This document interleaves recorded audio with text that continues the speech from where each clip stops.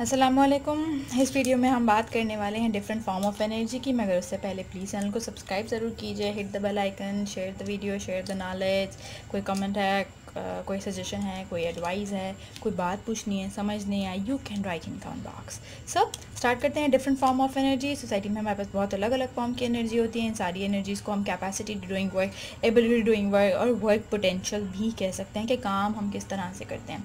So we are having different form of energies है। First we are going to discuss about chemical energy. Basic है chemical energy. हमारे पास जो भी हमारे सारे केमिकल्स हैं उनको यूटिलाइज़ करते हैं हम और हासिल करते हैं हमसे केमिकल एनर्जीज़। ये एनर्जी असल में बॉन्ड्स के दरमियान प्रेजेंट होती है। जैसे जो आपके दो केमिकल बॉन्ड्स हैं, तो इन्हीं बॉन्ड्स के इनकी बॉन्ड्स की जब ब्रेक डाउन होती है तो ऑफ कोर्स उस वक्त ही कुछ amount of chemical energy release होता है। वो हम यूटिलाइज़ करते हैं डिफरेंट फॉर्म ऑफ एक्शंस में। सो केमिकल एनर्जी है, कहाँ से हासिल करते हैं? आप बैटरी से हासिल कर सकते हैं। आपकी बैटरी में ऑफ कोर्स केमिकल्स हैं, इलेक्ट्रोलिसिस होता है उसमें, लेड सल्फेट की बैटरीज होती हैं और भी बहुत सारी होती हैं। तो वो सब इलेक्ट्रोलिसिस परफॉर्म करती हैं, जिसके थ्रू इलेक्ट्रिसिटी प्रोड्यूस होती है, लेकिन केमिकल बॉन्ड्स बनते हैं, केमिकल एनर्जी प्रोड्यूस होती है। फूड मॉलिक्यूल्स भी आपके पास अपने बॉन्ड्स रखते हैं, तो उन बॉन्ड्स में इनके पास बहुत सारे अमाउंट ऑफ केमिकल एनर्जी है जो स्टोर है। आप भी बॉन्ड तोड़िए, आपको बहुत सारा अमाउंट ऑफ केमिकल एनर्जी मिलेगा जो आपकी बॉडी यूटिलाइज़ करती है बॉन्ड्स को तोड़ के। फिर कंबशन जब होता है तो ऑफकोर्स एटम जो है वो ब्रेक डाउन होता है। यही ब्रेक डाउन केमिकल एनर्जी को प्रोड्यूस करता है। दूसरा है हमारे पास काइनेटिक एनर्जी। अब काइनेटिक एनर्जी क्या है? जब आप काइनेटिक्स की बात करें, या फिर जब इसको सही करना चाहिए, ये गलत है। जब काइनेटिक एनर्जी क्या है आपके पास? जब आप मूवमेंट की बात करें, जैसे इफ़ आई एम वॉकिंग, तो ये काइनेटिक एनर्जी है। मैं ट्रैवल कर रही हूँ एक जगह से दूसरी जगह, ये काइनेटिक एनर्जी है। मोशन की जब आप बात करें, आप बॉल थ्रो अप करते हैं, आप साइकिलिंग कर रहे हैं, आप रनिंग जंपिंग कर रहे हैं, that is all what kinetic energy. जब आपकी बॉडी मूव करे, पानी कंटेनर में बॉयल हो रहा है, that is also kinetic energy. फिर दूसरी की बात करते हैं जो आपके पास है पोटेंशियल एनर्जी। ऑफ कोर्स इस पोटेंशियल एनर्जी के लिए आप हाइट को फोकस करते हैं। जब आपके ऑब्जेक्ट की हाइट ज़्यादा होती है तो उसमें पोटेंशियल एनर्जी ज़्यादा होती है। ऑब्जेक्ट की हाइट कम, पोटेंशियल एनर्जी कम। ये एक्चुअली एक रीस्टोरिंग फोर्स है जो बहुत आसानी से रीस्टोर होती है। काइनेटिक और पोटेंशियल एनर्जी का बड़ा पुराना रिश्ता नाता है। ये इंटर कन्वर्टेबल हैं, बहुत आसानी से एक दूसरे में कन्वर्ट हो जाते हैं। काइनेटिक एनर्जी का जो फार्मूला हम लिखते हैं वो है ½ mv², बल्कि जबकि पोटेंशियल एनर्जी की जो फार्मूला हम लिखते हैं वो है mgh, mass into gravity into height, और half mass into square of the velocity. उसके बाद जो आपके पास अगली चीज़ है दैट इज़ साउंड एनर्जी। मैं बोल रही हूँ, ये भी साउंड एनर्जी है। बेल रिंग कर रही है, साउंड एनर्जी है। आपकी जो इंजन की प्रोडक्शन, इंजन की आवाज़ है, वो भी आपके पास साउंड एनर्जी है। बनती कैसे है? वाइब्रेशन से। जब आपके मॉलिक्यूल्स वाइब्रेट करते हैं, आप खुद भी घर में बैठे बैठे अगर अभी अपने दोनों हाथों को क्लैप करें, बिल्कुल, ये जो क्लैपिंग है ये क्या है? ये क्लैपिंग है आपकी जो मॉलिक्यूल्स हैं उन्होंने स्ट्राइक किया आपके हाथों जो सरफेस है उन्होंने स्ट्राइक किया और वाइब्रेशन प्रोड्यूस हुई, जिसकी वजह से हमने कहा कि साउंड एनर्जी प्रोड्यूस हो गया। फिर हीट एनर्जी, जिसको दूसरे नाम से आप थर्मल एनर्जी के नाम से भी याद करते हैं।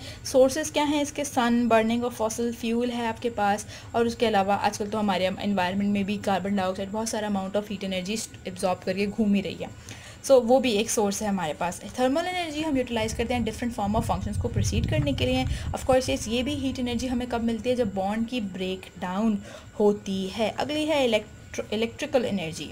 इलेक्ट्रॉनिक्स इसका कंसर्न है।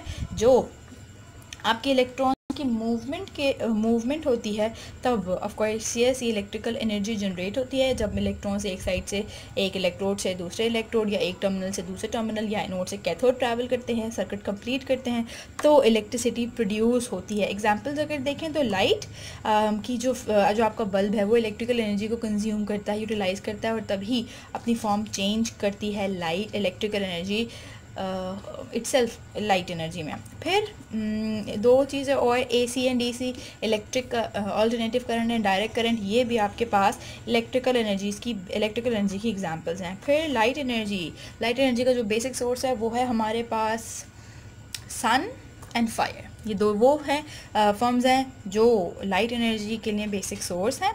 और अकलौती लाइट एनर्जी है, ऐसी एनर्जी जो कि आप देख सकते हैं ह्यूमन आई से आपके लिए विजिबिलिटी इसकी बहुत आसान है। फिर रेडिएंट एनर्जी रेडिएशंस के थ्रू होती है। ये रेडिएशंस एक्चुअली इमिट आउट होती हैं न्यूक्लियस के अंदर से। बल्ब आपका रेडिएशन इमिट करता है, रेडिएशन वेव्स के थ्रू इमिट होती हैं, तो जहाँ से भी वेव्स निकलती हैं आप वहाँ रेडिएशन कंसीडर कर सकते हैं। कैंडल्स हैं आपके पास, कैंडल में से भी रेडिएशन निकलती है। लैम्प है आपके पास, स्टार्स हैं आपके पास, स्टार्स भी शाइन करते हैं, उनके अंदर से भी रेडिएशंस निकलती हैं। अगली जो है वो है इलास्टिक एनर्जी। इलास्टिक एनर्जी दो ऑब्जेक्ट्स की किसी ऑब्जेक्ट की इलास्टिसिटी होती है, वो कितना खिंचकर वापस आ सकता है। रीस्टोरिंग एनर्जी है, ये भी रबड़ में होती है, स्प्रिंग में होती है, आपकी बाउंसी बॉल में तो बहुत ज़्यादा होती है। उसके बाद नेक्स्ट जो है वो है nuclear energy. Nuclear energy actually nucleus के अंदर स्टोर होती है, एक सब्सटेंस के न्यूक्लियस के अंदर। जैसे जिसकी एग्जांपल है न्यूक्लियर बॉम्ब। न्यूक्लियर बॉम्ब में असल में होता क्या है, जो न्यूक्लियस के अंदर के सब्सटेंस होते हैं वो फट के बाहर आते हैं, रिलीज़ आउट होते हैं, और जब ये रिलीज़ आउट होते हैं तो ऑफकोर्स कुछ अमाउंट ऑफ एनर्जी अपने साथ लेकर आते हैं, जिसे हम न्यूक्लियर एनर्जी कहते हैं।